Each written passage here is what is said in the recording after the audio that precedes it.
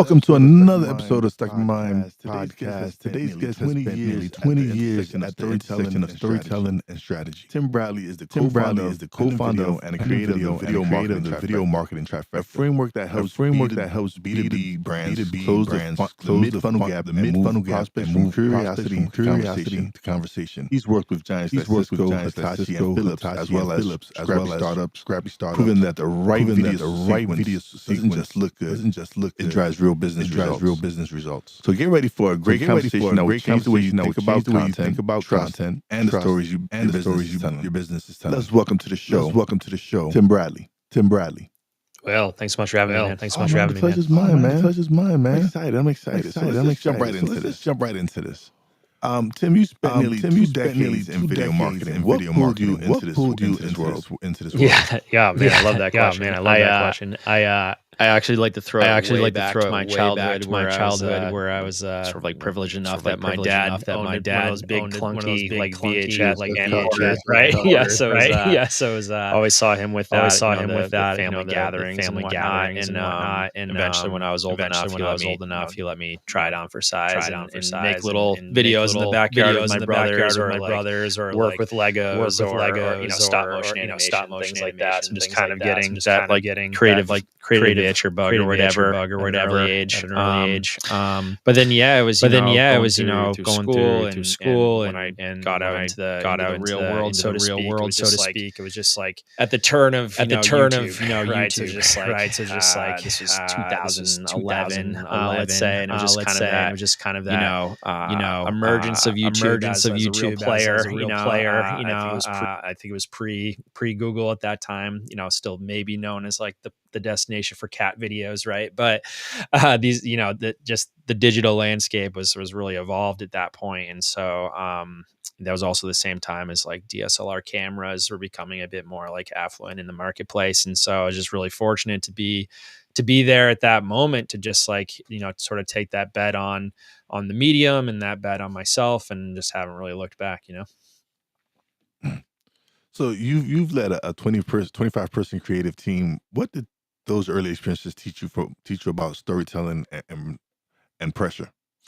Yeah, I mean, they go hand in hand, let's say. But no, I mean, working in video marketing is such a unique landscape that not too dissimilar to advertising. Most of the stories you're trying to tell are in that kind of 60-second, 2-minute sort of sweet spot, right? Where it's like you're trying to equal parts like stop a scroll on social media, or like really try to build trust with an audience with each of the sort of stories you're telling. So I learned pretty early that like no single video can be that silver bullet to answer all of the questions. So like alternatively, what's the best way to give the right amount of information at the right moment in the sort of buyer's journey, and the sort of the way you're engaging with an audience, and answering those like mission critical, like who, what, where, when, why, in individual sort of assets or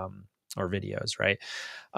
So that was always the like the evolution of not only the industry, but of myself, and how I approach storytelling, is like how to deliver the right sort of moment to empower decision making, right? And that's kind of our whole mantra, is like we're here to help these marketers empower decision making for their audiences and prospective buyers. Yeah. So what was that moment you realized one video is never enough? Well, a lot of it would be when, sort of God bless them, but these marketers would be like, we need to talk to this stakeholder and make sure we have buy-in from this, all these internal people, and make sure that we're answering all of these questions. And suddenly this story is very bloated, and therefore there's no like tension, and there's no sort of like moment of resolution. It became just sort of like a PowerPoint presentation of like feature, look at this, look at me, look at us. And it's like, if I'm the audience, what's in it for me, or what do I care? So a lot of it was just going through the motions of creative and sort of my younger self, of saying early days, saying yes, like, sure, we can do that. And that didn't actually benefit the audience, and so now having like frameworks and structure and guidance and sort of a bit of maturity, right? Like that, just that advisement goes a lot further, I think now. So how did the insight lead to creating the video marketing trifecta? Yeah, I mean that we've sort of been talking a lot about it here, where it's just that when you put yourself in the audience's shoes early and often, like you're creating this work on behalf of the audience. Like, sure, the brand is, paying our invoices, right? So like we are doing this work on behalf of the brand, but like really it's about the audience and like how can we answer the right questions at the right moments to ensure we're building trust and ideally this leads to a sale. Like as you mentioned in the intro, right? Like we primarily work with business to business types of organizations and brands, and they often have these incredibly long sales cycles, right? Like it's not like you're on Instagram, you see a piece of clothing or something you like, shop now, buy it, you're done. It's like, no, these are like big investments that require a lot of different decision making from like the user to like the CFO and the CEO and like all these stakeholders, and therefore these sales cycles tend to be like 9 months, a year. So it's like, how do you stay top of mind and like provide engagement and value, and again, empowering decision making along what will become like a relative journey, right? From the moment of like, oh, I've heard of you, to a year later, I'm going to buy from you, right? So for that reason, we developed the video marketing trifecta, as you described, and so this is really a framework to help marketers. So product marketing, customer advocacy marketing, marketing directors, CMOs, sort of depending on the size and scale of the organization, to help them develop a set of videos that support that buyer's journey and answer those top line questions like, why do you exist? Why should I care? Right? Like, then what do you do and how do you do it? And then who is this for and where? So that the framework of the trifecta is sort of is mostly aligned in deliverables. So like anthem videos that express that why you do what you do, why you're different, explainer videos, what you do and how you do it, and endorsement videos, aka customer stories or testimonials, right? That third party validation of who is this for and where. So ultimately, the biggest takeaway with the trifecta is it's a framework to help brands and organizations differentiate themselves, demonstrate value, and validate their offering through the third party, right?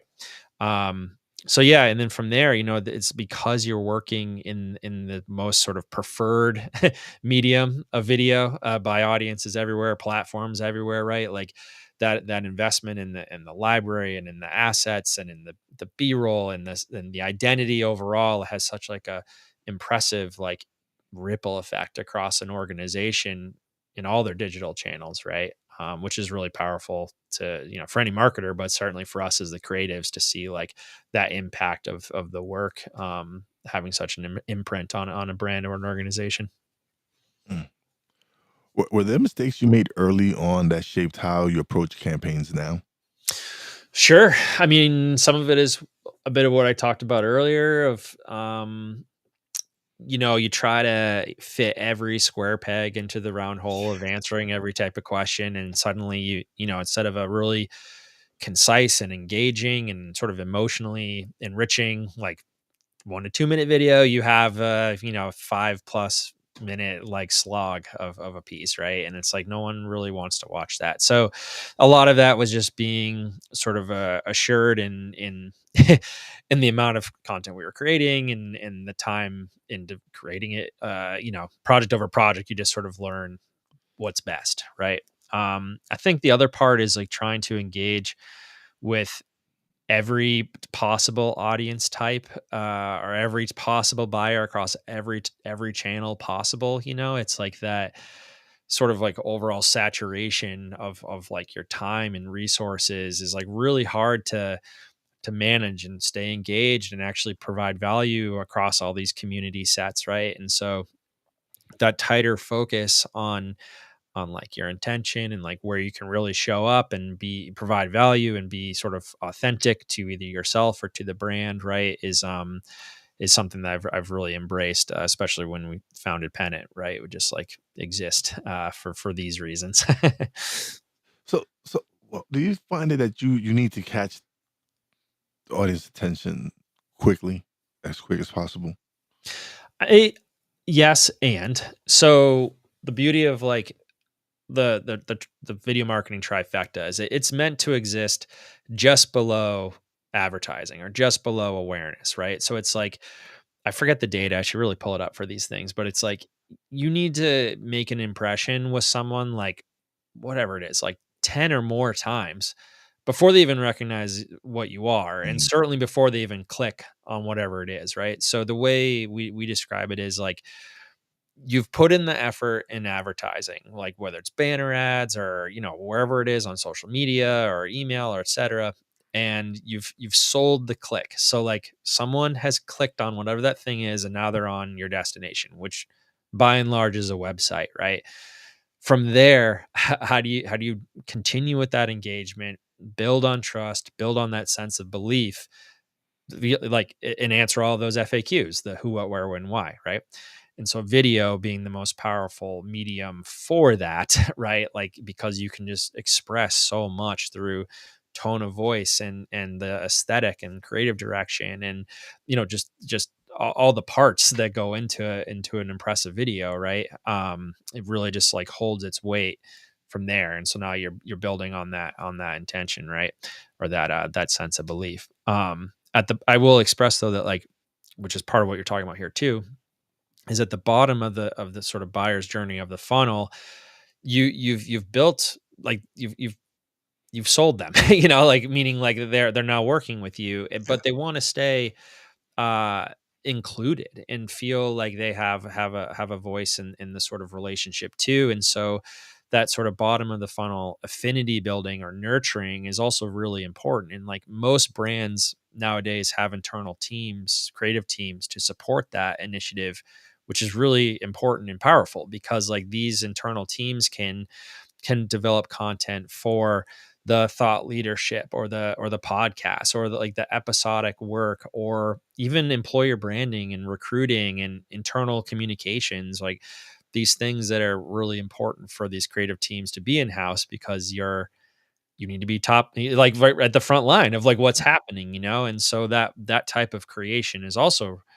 really important, but like as far as the catching attention, it just sort of depends on where you are in that That buyer's phase. journey, right? And so that's why it's important to be like as thoughtful and careful as you can when you're creating to provide the most value. So, how did working in high stake industries like healthcare and cybersecurity sharpen your perspective?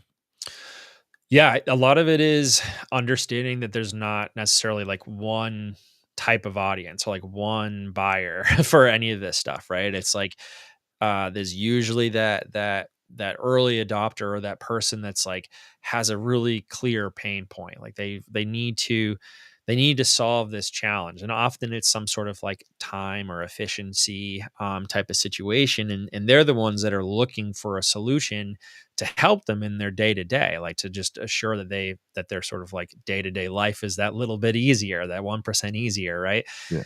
But they're typically not the ones that hold the purse strings or like have the real like buying decision per se. And so that's another level of stakeholder or person that you need to not persuade but to build trust with.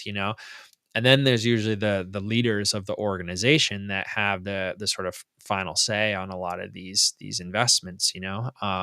So it's just like taking the right amount of care early when you're strategizing like what we need to create. It's what you don't want to do is just create something and pretend it's spaghetti and throw it on the wall and see what sticks. You want to be really thoughtful and intentional to like, okay, this persona, this type of buyer has these challenges, and this is the thing that they're looking for to solve their whatever their pain is, right? Mhm. But who are the people in their peripheral or in their ecosystem that we also need to encourage and build trust with, and like how do we strategize our creation to assure we're talking to the whole gamut, you know what I mean? But be efficient with the creative too.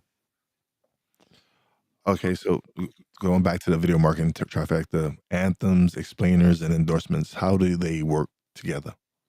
Yeah, so a lot of them is like, so you've sold that click through advertising or whatever. That anthem piece is the best thing to have like on the front page of your website or the top of the fold or whatever. Or you often when we're using them like at trade shows and in sales kickoff situations, or even in recruiting and onboarding, right? Like it's really that flagship asset, that piece that in like ideally like 60 seconds speaks to the values and that why you exist, why you're different. And so it's a really unique challenge because, or creative challenge, because it's like, while it is all about you and the organization, it's meant to be a reflection of your audience, of your buyers, So it's like, how do you align all parts in this really like mission driven anthemic rally cry of sorts, right? And so it really I like to say it speaks to the hearts of the audience, and that's like that early carrot on the string to like draw them in to like want to learn more. It's like, oh, I see myself reflected in this. Now I want to learn more. Like, what is it that you actually do and how do you do it? And so that's that explainer video from there.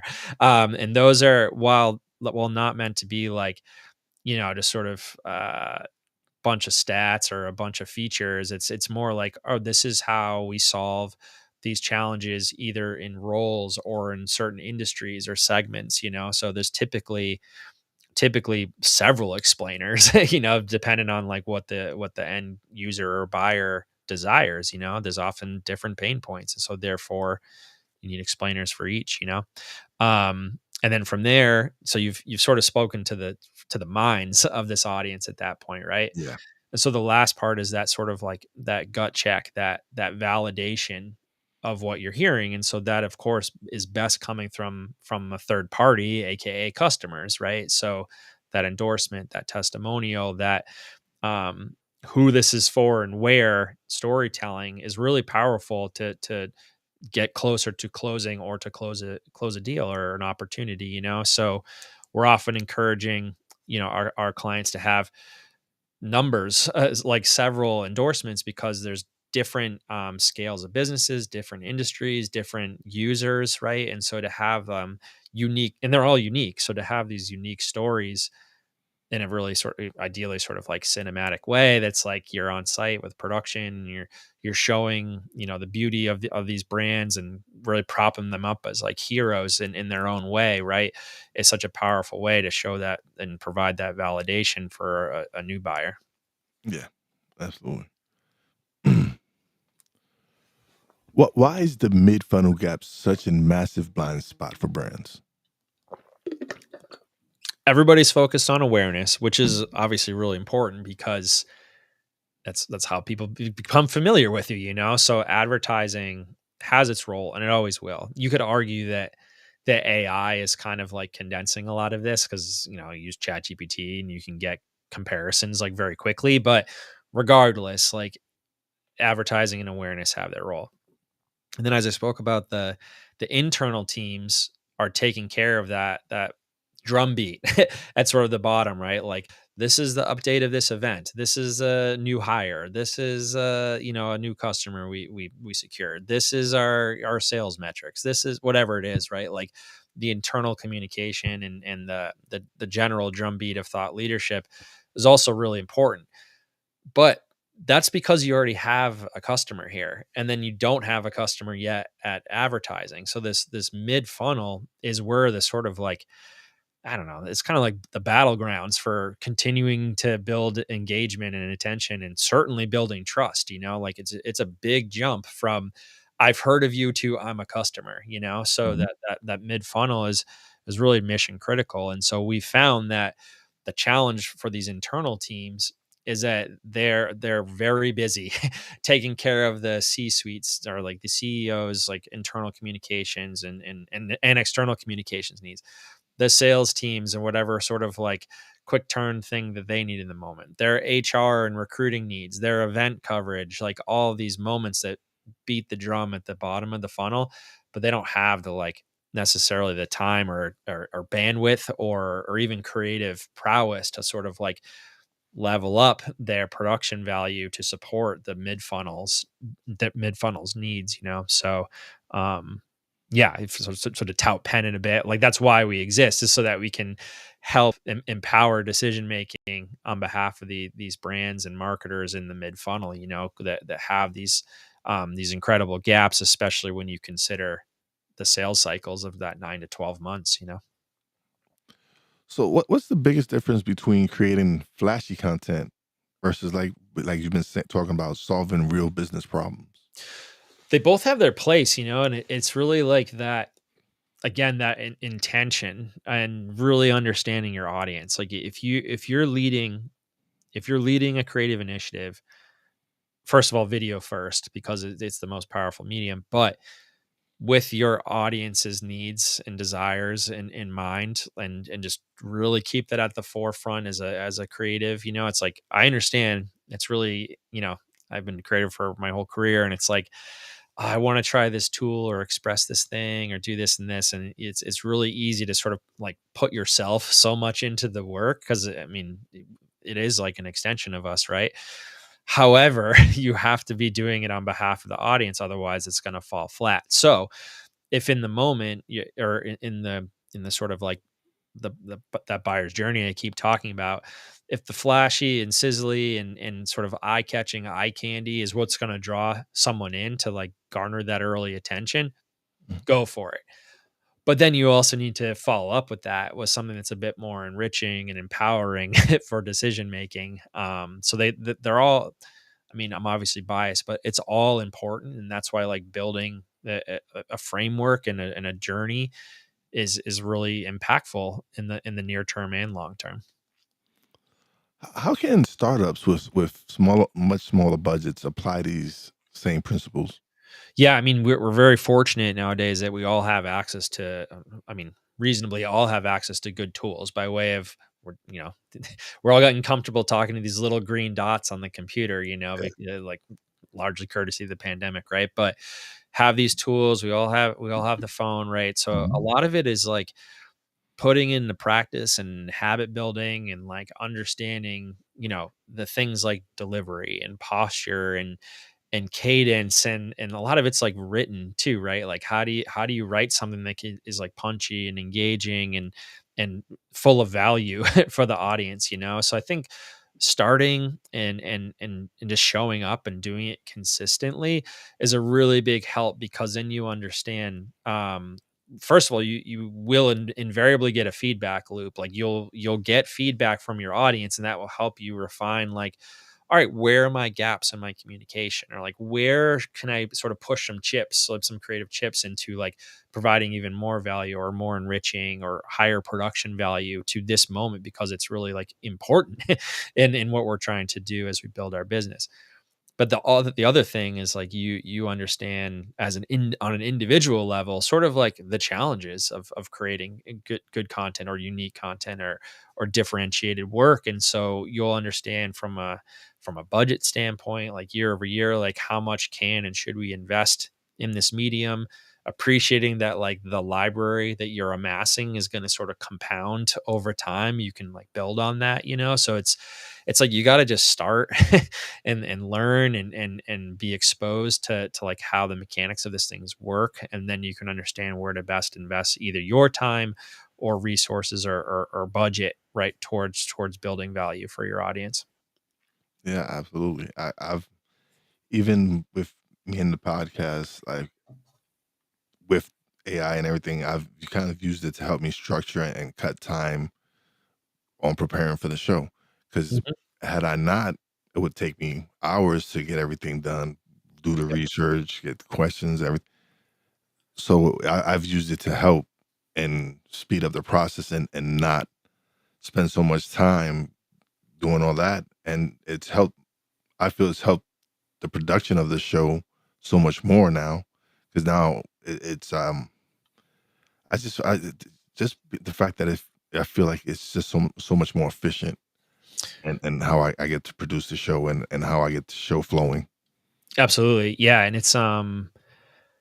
it's interesting too, because like I look back on my career, and there's always these moments of evolution, and this is certainly one of them. So like as a creative, it's not that you have to like embrace every single thing, but you at least have to like be familiar of like limitations and what sort of like um I'll just sort of lean in here. It's like we use the Adobe suite, right? So Yeah. it's like, you have access to AI transcriptions.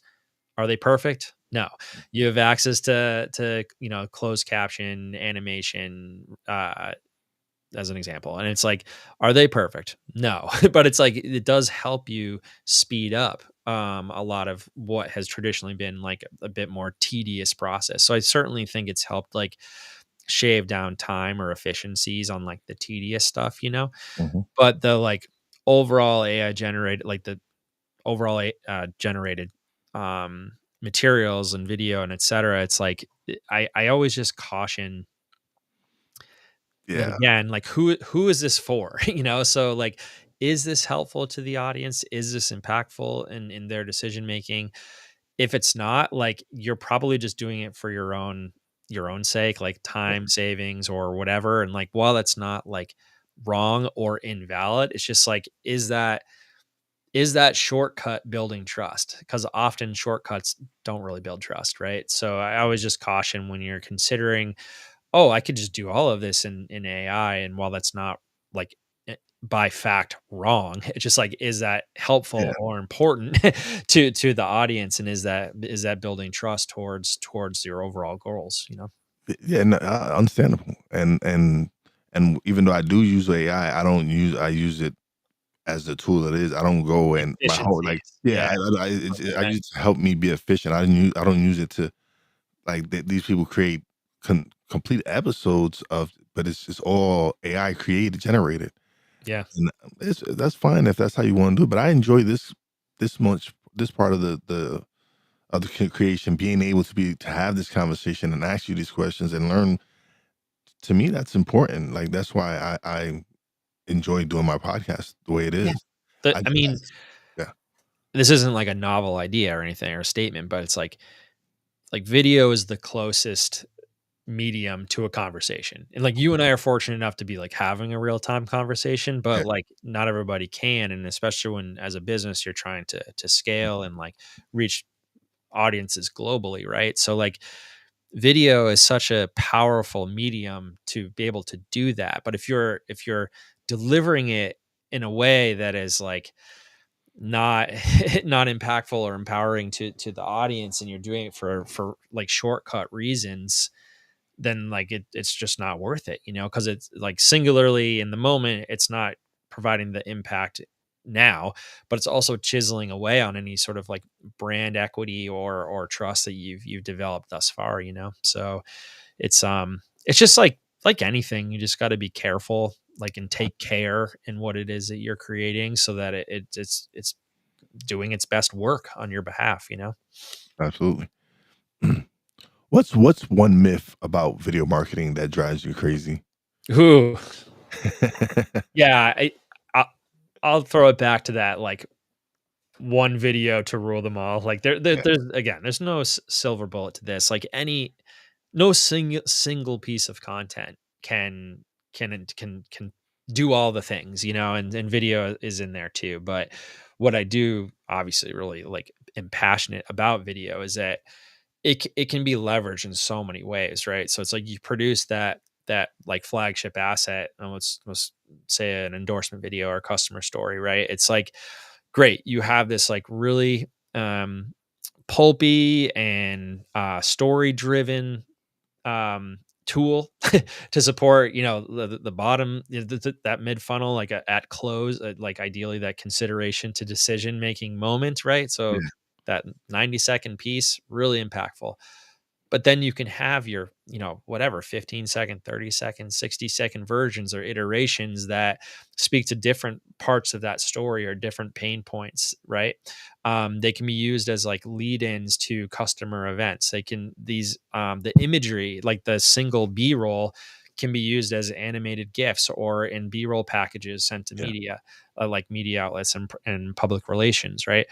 Or you can take static frames and do designs, because most of the content, or most of the, even this thing, like everything can shoot like 4K, 8K. So you get like such like profound resolution for any type of digital, use all that imagery across marketing and sales decks, right? Or we've had some of our motion design art be leveraged for trade show booths, where they took that art and like made a trade show booth out of it, So there's like so many ways that it can just be like have a real like proliferation across a brand, which is really the point. It's like, yes, you're investing in this moment, this particular deliverable. Oh, and then I forgot the written case study, right? So it's like you can have that across obviously your website, but then that's really good for SEO and everything else.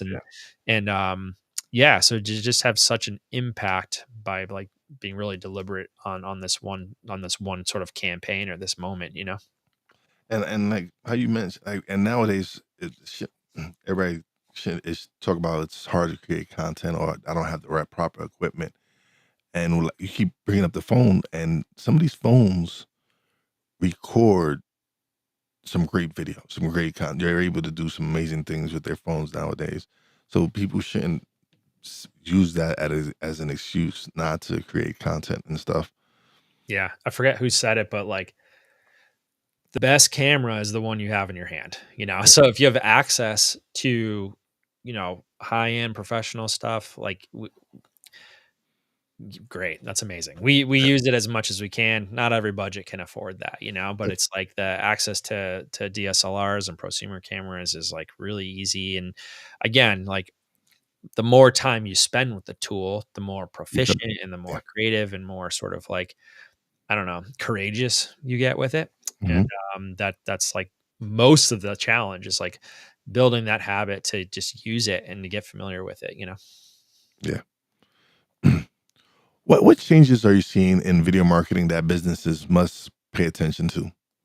I mean, video first is the big one, right? It's like there's so much data from like Wistia, and then obviously you see like everything on social media from TikTok and Instagram and Meta at large, and then of course YouTube being the second biggest search engine in the world. It's like video has like certainly made its mark. So when you're looking to conceive a campaign or content, it's like if you start with the most challenging medium, which is video, it'll have that ripple effect across everything else you're doing, written or design or otherwise, So, and also just like video, because I'm sort of been describing it as like a really like thick sandwich, right? You got like all these parts, these layers of complexity from the words and the sentiment and the tone and the creative direction, and then the brand identity, and then the visuals and the audio and the sound design and the music. It's just like it's so stacked and delicious. But it's like once you do that, all those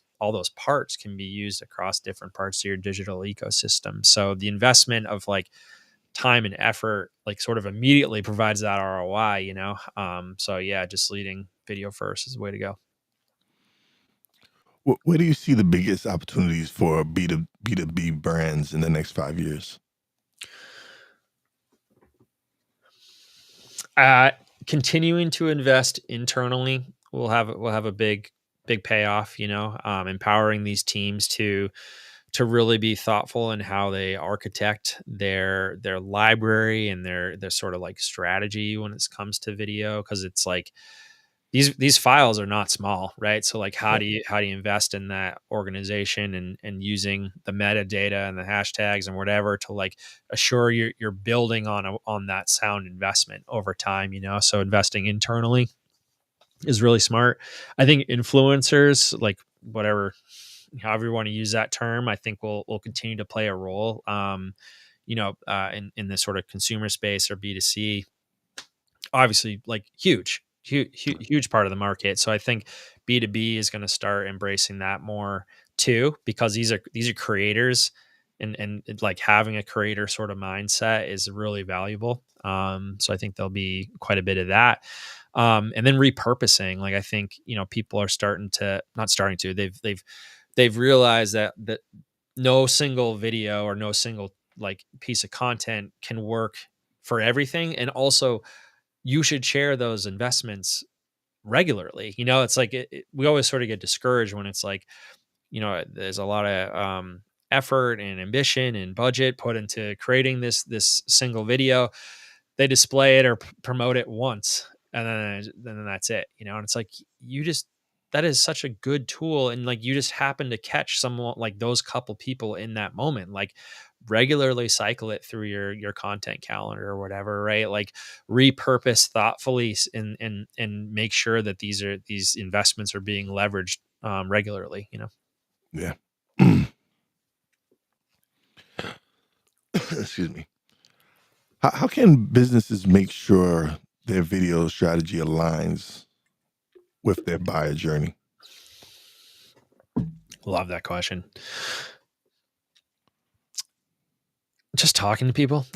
So like first and foremost, like talk to your whatever, your sort of like best and brightest and most tenured customers often, because like you, they're always evolving, and their needs are always not like dramatically changing, but if you can stay in lockstep with their intentions and where they're going as a business, like you'll understand, sure, like where your business also needs to go, but you'll understand you'll start to recognize the patterns and like the sort of stories across multiple customers, so having those, honestly, just like the relationships being strong is like always helpful, so having those type of like, call them interviews or whatever, just to sort of stay top of mind and like understand where the storytelling opportunities are with your customers is a big one. Similarly, or like sort of like one step removed from there is your sales force, right? Like they're the ones that are on the front lines, like hearing about pain points, hearing about even objections to like why people don't want to work with you, right? It's like these are all really primed moments to lean in and tell stories, right? And like help persuade in a different way and build trust in a different way, So having those internal communications, especially as a marketer with sales forces, right, will just like help synthesize those two groups. And then just industry at large, right? Like talking to friendly competitors or talking to those partners, right? And sort of understanding the overall like constant change of the landscape. Like these are all really good moments for storytelling too, and to like either put your C-suite or your leaders in a position to like have that visibility in that moment, or to partner up with that partner and like tell a story that benefits everybody, those two parties at least, but ideally that audience, So I think those are the best ways to do it. It's just stay like finger on the pulse of those most important people in your organization. For someone who's watching or listening who thinks we've tried video and it didn't work, what would you say? I mean, I'd ask, what do you mean? It's like, did it not work because it was sort of like creatively either challenging or limiting, or just like really difficult to sort of like get your whatever your vision into this sort of like, although it's not tangible, but into this medium, did it not work because was it you don't think the engagement was enough, or like the qualitative feedback wasn't resonant, right? So having, I dare to say that the terms like KPIs or like these like indicators, but like most of the time it's just you weren't as clear on your own goals or like your own sense of intentions and focus in this moment, so I think a lot of it is like reflect a little bit and decide like, well, was it the creative or was it the disconnect with the audience? Was this too like self-serving to the brand versus for the audience? Was it the channel or channels that we deployed it on? Do we only share it once? Should we have shared it a number of times? Like, did we get the right feedback along the way? So it's because it's so complicated, there can be a couple different moments that it can be perceived as like didn't work, but that's not the right reason to like give up on, again, the most preferred medium by everyone. So what's next for Pennant Video and for the video marketing trifecta? Yeah, I mean, we've definitely seen the trifecta really resonating with, especially with our marketing clients, right? Where it's just like it's not like a finally or an aha. Like what I just described is actually not like particularly like groundbreaking, but it's really helpful when you're trying to build a journey that needs to take place over a number of months. So that is the IP that we're really leaning into. But for us, it's like our own alignment as a culture and a brand with organizations and companies that have these values of safety, security, and sustainability. Like there's a lot of power of three over on our side of the world, but that alliteration is intentional because like these are the brands that are at the forefront of like innovation and ideally like making the world a better place through healthcare and life sciences innovations and through cybersecurity and climate technologies. So these brands that are like highly innovative, therefore they're in a very competitive marketplace, and they always have really interesting and cutting edge stories to tell, and they always need creative prowesses to like help bring these stories to the world or to market. And for us that's like it's just great to it helps you get out of bed every morning knowing that you're helping empowering decision making on behalf of these brands that are trying to make the world a better place. Awesome. What's your one piece of advice to a business leader who feels stuck and feels stuck in the noise of digital marketing? It's noisy. It's really noisy out there, So I think the first thing is like, what can you do to not contribute to the noise? Like I think I struggle with this too. Like I'm on LinkedIn often, and it's like I want to make sure when I'm showing up that I'm not just like adding to the noise, to the volume. It's like, how can you make sure that you're showing up for the right reasons and intentionally and thoughtfully? And again, like if you can put yourself like audience first always, I think that's the biggest thing. So making sure you're not contributing to the noise would be the first. The second is like just making sure that you're engaging and that you're showing up there, not just to like throw things, throw things out into the digital whatever, like bored all of the time and just like see me, see me, see me, see me. It's like, well, no, you need to show up and contribute to the conversation and provide the right resources and be part of the network. Like just make sure you're connecting the dots in the best ways that you can, so you're providing that value and that reason for being there beyond just like throwing stuff out into the wild and contributing to the noise. So I think those are kind of the big things, and they're not particularly like tactical. Like I think that's kind of to each their own, but for us it's like we like LinkedIn's our main place. It's where we show up, but I love doing these podcasts because I have a bit of history to my career, and I've been really focused in this way for a long time. So I know that there's expertise that I hope can provide value to the audiences. Awesome. We've come to the show now, part of the show where you're about to get the solo screen, and you get to plug away and let everybody know where they can find you, website, everything. Heck yeah. Awesome. Yeah. So I'm Tim Bradley. I'm the co-founder of Pennant Video. You can find us at pennant.video or pennantvideo.com. On the website, there's a pop-up that has a really cool playbook called Funnel Focused, and it's like it helps marketers in particular understand sort of where and how to best deploy video across their buyer's journey, across their funnel. It's ungated, so feel free to grab that. It's a PDF, and you can find me. I'm on LinkedIn, Tim Bradley Pennant. That'll get you there.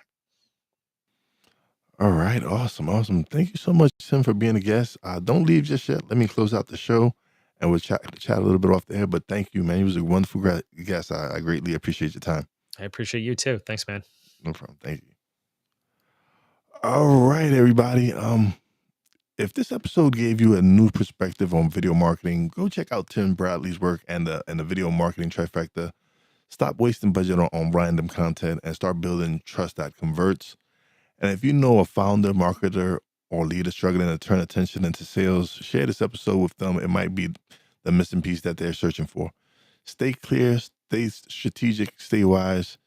Now your boy Wize does it. Peace out.